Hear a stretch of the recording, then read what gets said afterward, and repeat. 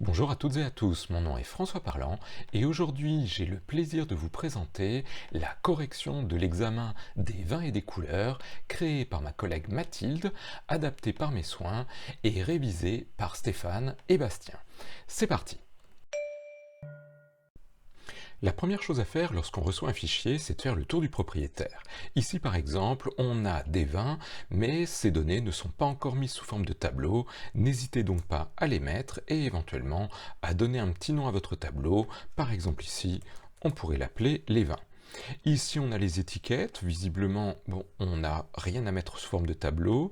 Ici, on aurait les EAN. À nouveau, je ne pense pas que ce soit un tableau. N'hésitez pas à le convertir. Si vous avez un doute, on peut l'appeler EAN. On s'y retrouvera mieux. Nous avons les clients qui n'ont pas l'air non plus d'être en tableau. Eh bien, écoutez, n'hésitons pas. Mettons-les. Et ensuite, je crois que nous avons les paramètres avec deux listes. Vous noterez que ici, on aperçoit la petite équerre en bas qui nous dit que ceci est un tableau. Ça, visiblement, ça pourrait être, je ne sais pas, les commandes. Écoutez, on va mettre comme ça, puisque c'est ce qui nous est proposé comme titre. Et ici, on aurait les gammes. Visiblement, ça n'est pas un tableau, mais à mon avis, on aura du ménage à faire. Bon, bref, on le met en tableau. Ce sera toujours ça de fait. Et voici ici les gammes. Vous noterez que pour faire un tableau, à chaque fois j'ai cliqué dans une seule cellule. Si jamais vous sélectionnez des colonnes entières, avant de le mettre sous forme de tableau, vous allez transformer des milliers de lignes en tableau, et probablement que votre ordinateur va bientôt planter.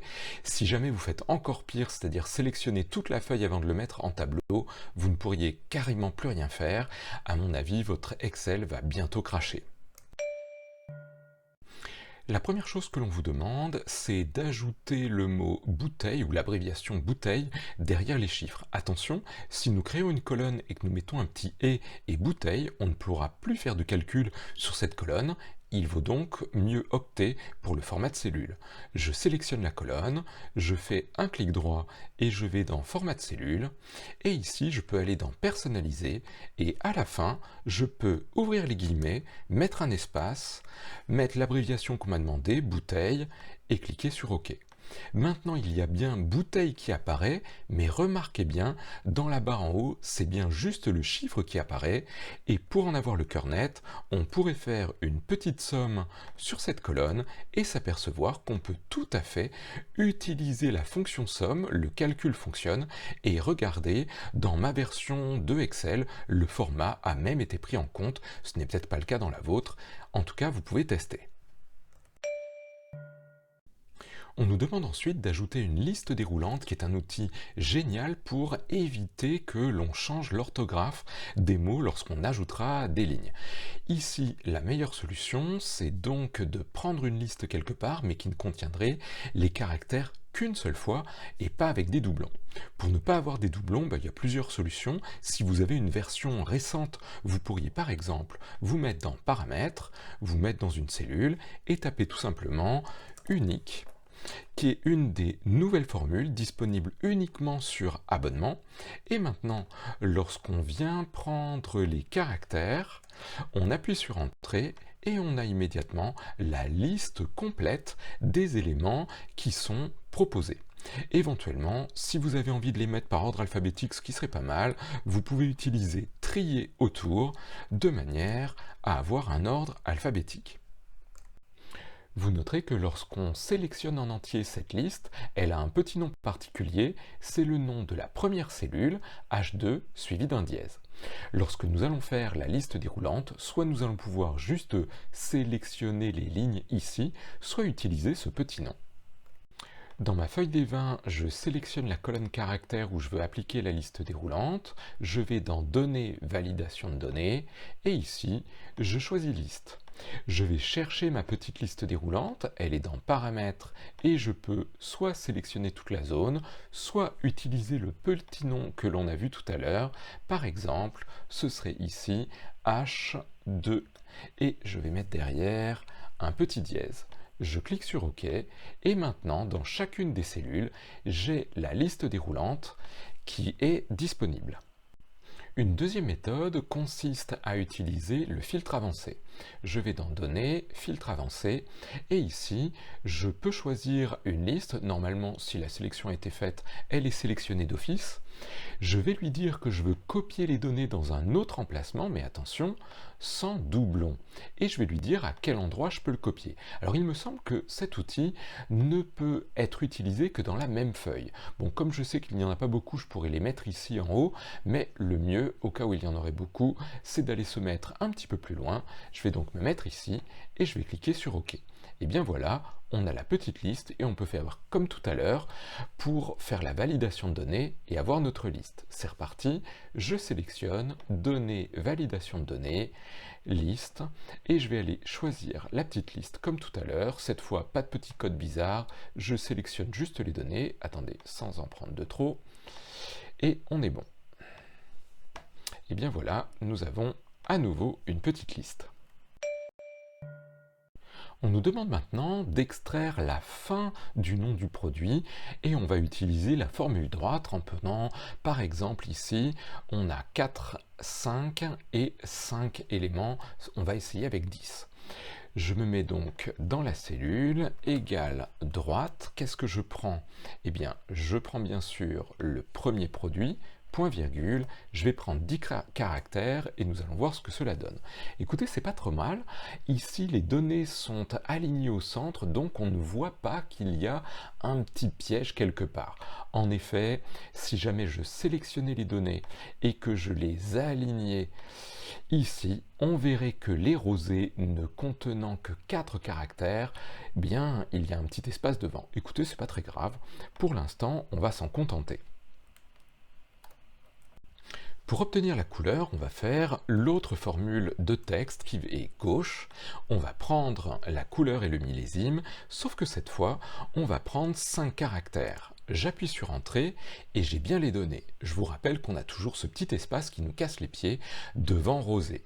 Ah, mais il y a peut-être une formule que l'on connaît qui pourrait être utilisée pour enlever les espaces en trop. Et bien sûr, c'est la petite formule qui s'appelle suprespace. Je peux donc la mettre autour de gauche, de manière à être sûr que dans cette colonne, que l'on ait des noms de couleurs de 5 lettres ou de 4 lettres, eh bien, il n'y ait pas d'espace qui soit devant, et donc que cela fonctionne.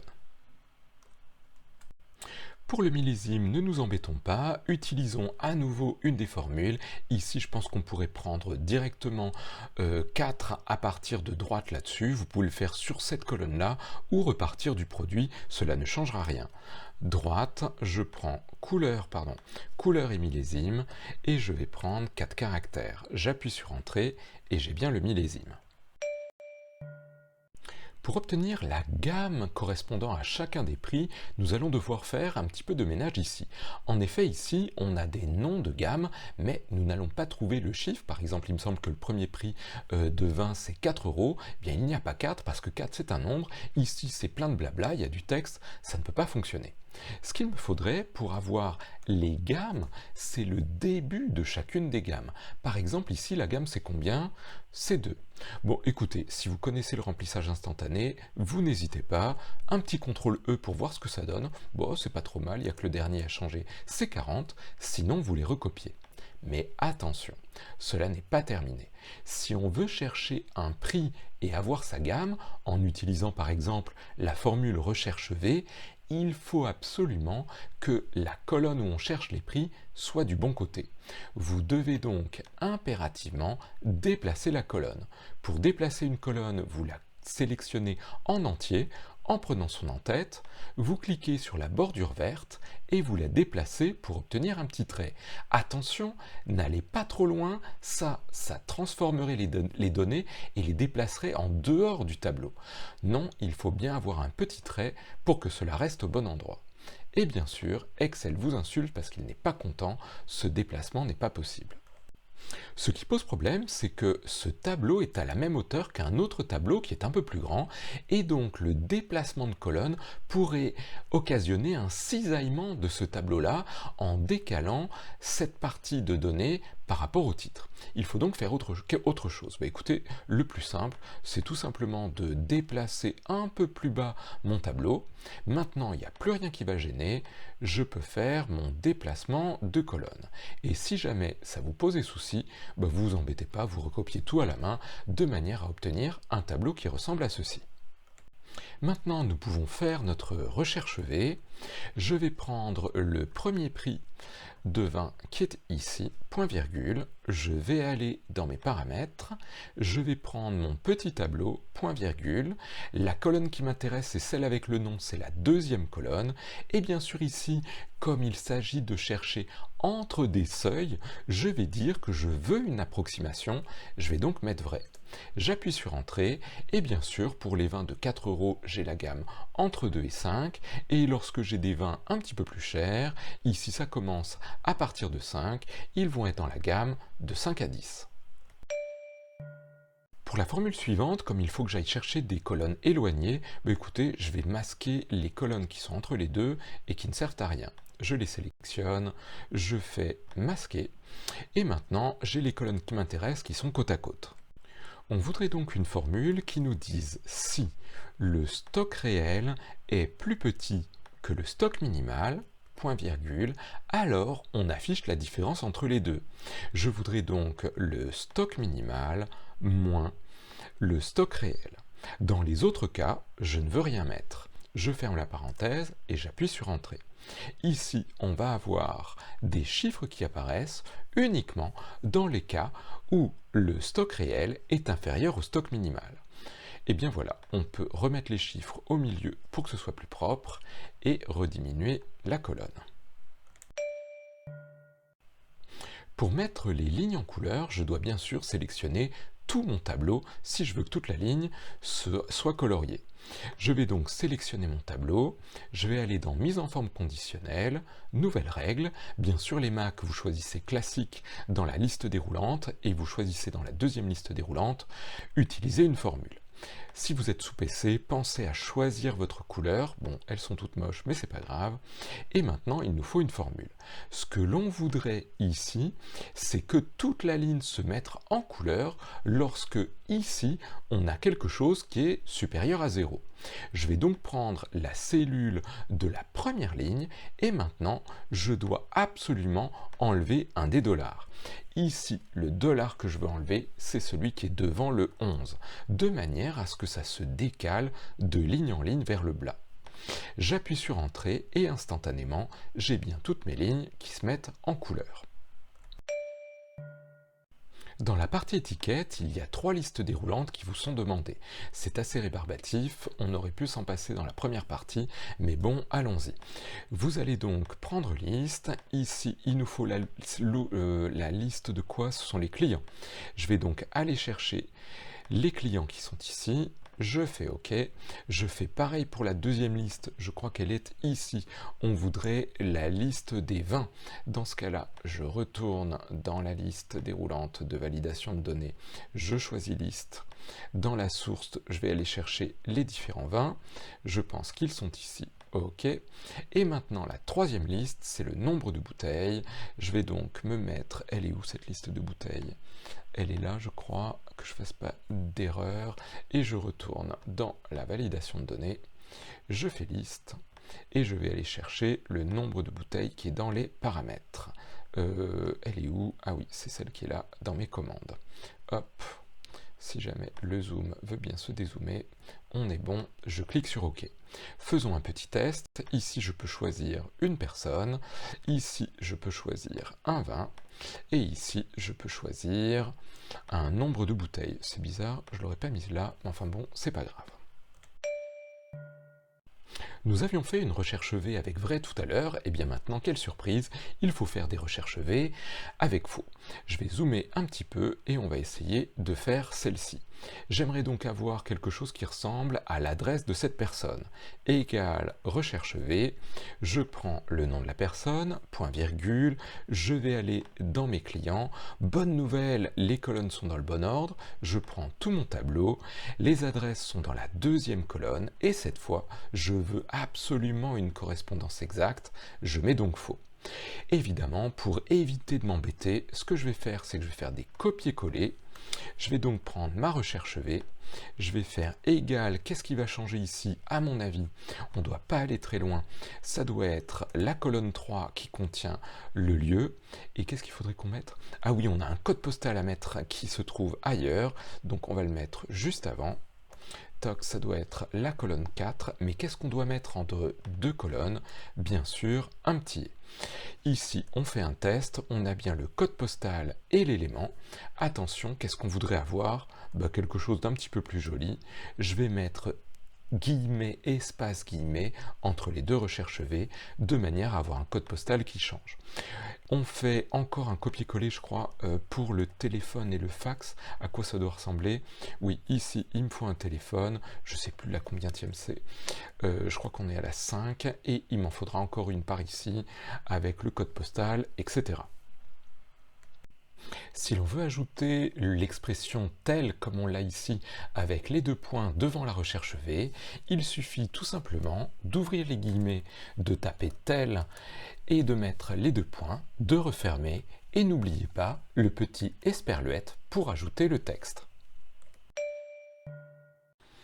Pour le EAN, c'est la même chose, recherche V, je vais prendre le nom du vin, point virgule, je vais aller dans EAN, et là, oh quelle surprise, les colonnes sont dans le bon ordre, bon c'est même un peu honteux, je trouve, on aurait pu mettre un peu de désordre là-dedans. Comme tout à l'heure, correspondance exacte, et lorsqu'on changera le vin, on aura l'EAN qui se mettra à jour. Bon, bien sûr, pour la date du jour égale, et ça doit être aujourd'hui, c'est un petit peu trop facile. Pour obtenir le nombre total de bouteilles dans le stock réel, nous pouvons faire une somme. Nous allons ensuite dans la feuille des vins, et ici, je pense qu'il faut qu'on prenne la colonne du stock réel. J'appuie sur Entrée, et j'obtiens bien mon stock. Maintenant, on pourrait améliorer un petit peu le format. Si jamais vous avez envie, vous pouvez descendre dans Format de cellule, aller dans Personnaliser, et si vous voulez, vous pouvez reprendre l'ancien format qu'on avait utilisé. Cela mettra le mot bouteille ou l'expression bouteille derrière. Par contre, je vous avoue, on pourrait faire un petit peu mieux, si vous êtes à l'aise, on pourrait faire quelque chose comme dièse espace dièse dièse 0, de manière à avoir le séparateur de milliers qui apparaissent. Moi je trouve que c'est un petit peu plus joli, mais ne vous inquiétez pas, c'était pas forcément demandé. Pour calculer la valeur totale du stock réel, la meilleure solution me semble d'ajouter une colonne ici pour faire la multiplication. Ici, on va donc insérer une colonne, on va l'appeler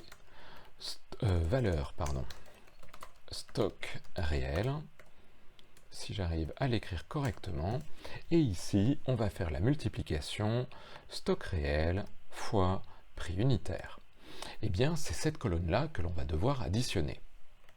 Égale somme, et je vais prendre la colonne que je viens de créer, qui est valeur réelle ici. On obtient le résultat suivant. Je pense qu'il y aurait une autre solution grâce aux nouvelles versions, aux nouvelles formules dans les Excel récents avec abonnement. Je vous montre.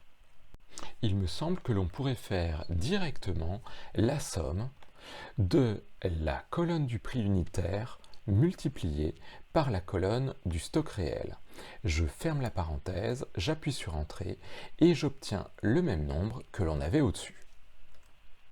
Vous avez la même chose à faire sur les commandes, une somme sur le à commander, rajouter une colonne qui fasse la multiplication des deux colonnes pour ensuite faire l'addition.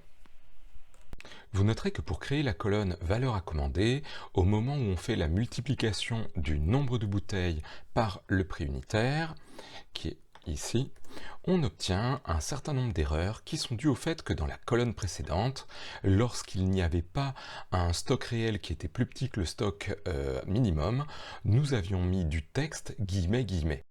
Or, on ne peut pas faire de multiplication sur du texte, il faudrait donc cacher ces erreurs. On peut commencer par faire un simple si le à commander est égal à guillemets guillemets, alors je mets guillemets guillemets, sinon je fais la multiplication, stock à commander fois prix unitaire. Je ferme ma parenthèse, j'appuie sur Entrée et j'obtiens une colonne sans erreur. Une deuxième possibilité consiste à utiliser le si erreur. Je vais faire la multiplication, la quantité due à commander fois le prix unitaire, point virgule, et je vais dire que s'il y a une erreur, on va mettre guillemets guillemets. J'appuie sur Entrée et j'obtiens bien un masquage des erreurs dans cette formule. La formule qui permet de faire une addition avec un critère, c'est la somme.si. Elle est composée de 3 parties, une plage, un critère et une plage d'addition.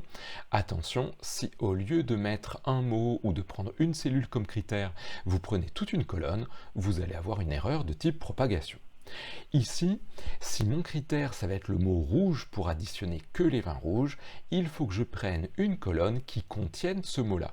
Je vais donc aller dans les vins et je vais prendre la colonne des couleurs, point virgule. Ce qui m'intéresse comme critère, c'est les vins rouges. Je vais donc chercher, je vais mettre entre guillemets le mot rouge pour dire je veux que tu ne prennes que les cellules qui contiennent rouge, point virgule. Maintenant, ce qu'il me faudrait, c'est une addition. Eh bien, si je veux le stock réel des vins rouges, je vais prendre la colonne stock réel. J'appuie sur Entrée et j'obtiens mon résultat. Là encore, ce serait peut-être plutôt pas mal de mettre un format de cellule approprié. Je pense qu'on va retrouver dans les personnalisés celui que j'ai fait tout à l'heure qui me plaisait bien. Et je vais donc avoir le séparateur de milliers et l'expression bouteille. La formule sera la même pour les vins rosés et pour les vins blancs, mais attention, on vous indique qu'il y a potentiellement un petit piège pour les vins rosés. En effet, imaginons que tout à l'heure, lorsqu'on vous a demandé de prendre la couleur et le millésime, vous ne vous soyez pas aperçu que rosé avait un petit espace devant et donc que vous n'ayez pas utilisé la formule suprespace. Et bien dans ce cas-là, je l'enlève ici. Vous voyez bien que si je mets du bon côté tous mes vins, il ne faudra pas chercher juste le mot rosé, mais le mot espace rosé. Dans ce cas-là, si vous n'avez pas fait le suprespace, votre formule doit contenir comme critère espace rosé. Il est probable que dans les compétences qui vous sont demandées à votre niveau d'étude, savoir faire un graphique en fasse partie. Nous devons donc ici faire la valeur du stock réel par gamme de prix. La meilleure solution pour faire ça, c'est de résumer les données dans un petit tableau. Soit vous faites des formules, soit vous faites tout simplement un clic dans le grand tableau, insertion tableau croisé dynamique, on fait OK, et ici ce qu'on aimerait c'est avoir la valeur du stock réel, je le mets donc en valeur, et je crois que c'était par gamme de prix. Ici je prends les gammes, je les mets ici.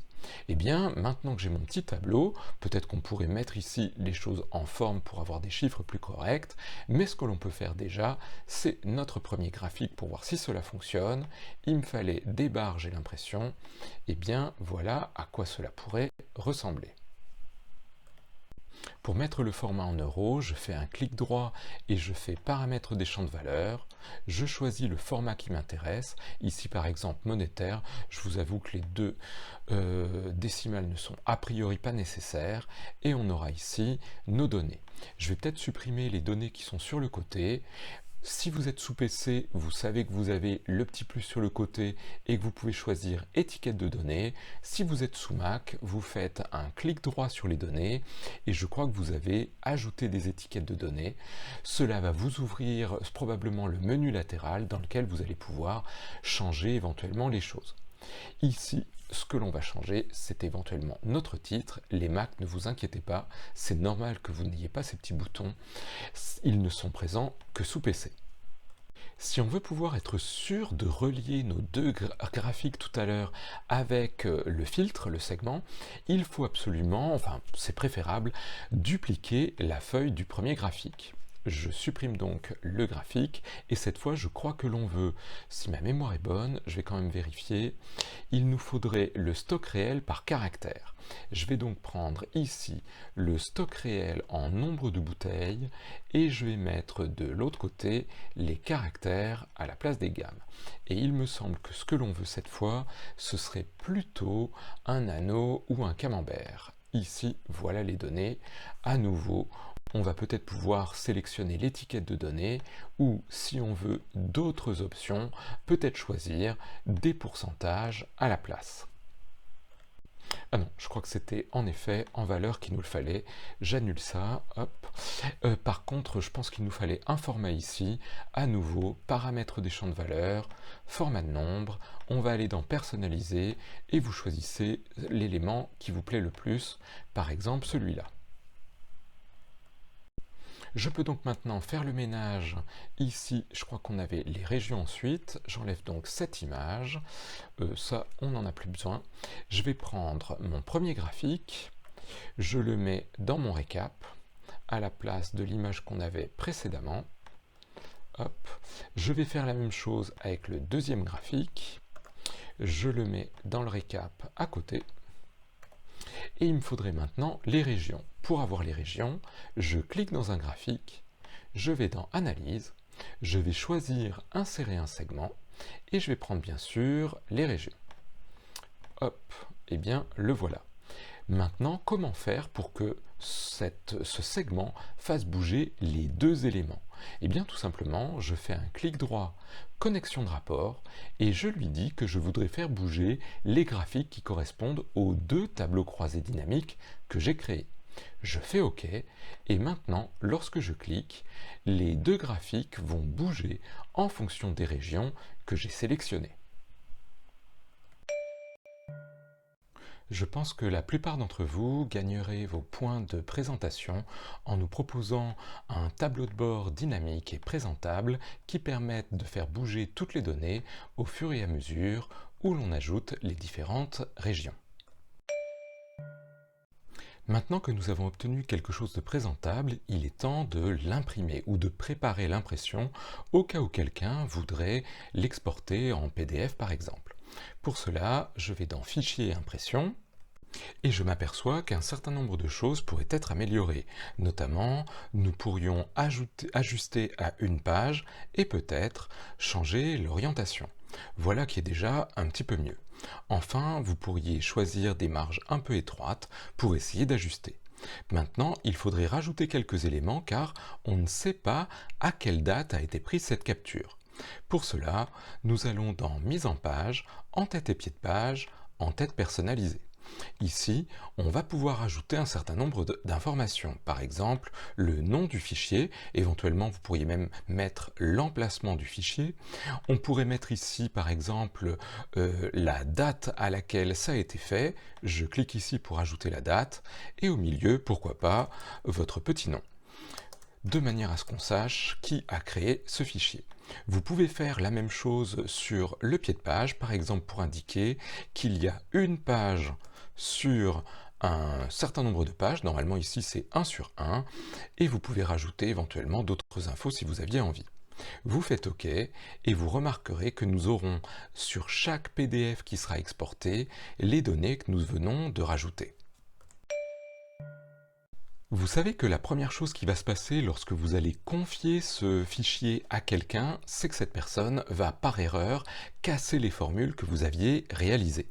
Il convient donc de protéger votre travail avant de le partager. La protection se fait en deux temps. D'abord, on sélectionne la zone que l'on veut continuer à modifier. Je vais donc sélectionner l'endroit où il n'y a pas de formule. Ensuite, on va faire un clic droit, format de cellule, et nous allons aller dans le dernier onglet qui s'appelle protection. Ce que l'on veut dire à Excel, c'est que lorsqu'on protégera la feuille, il ne faut pas que ces cellules-là se verrouillent, il faut qu'elles continuent à être modifiables. J'appuie sur OK.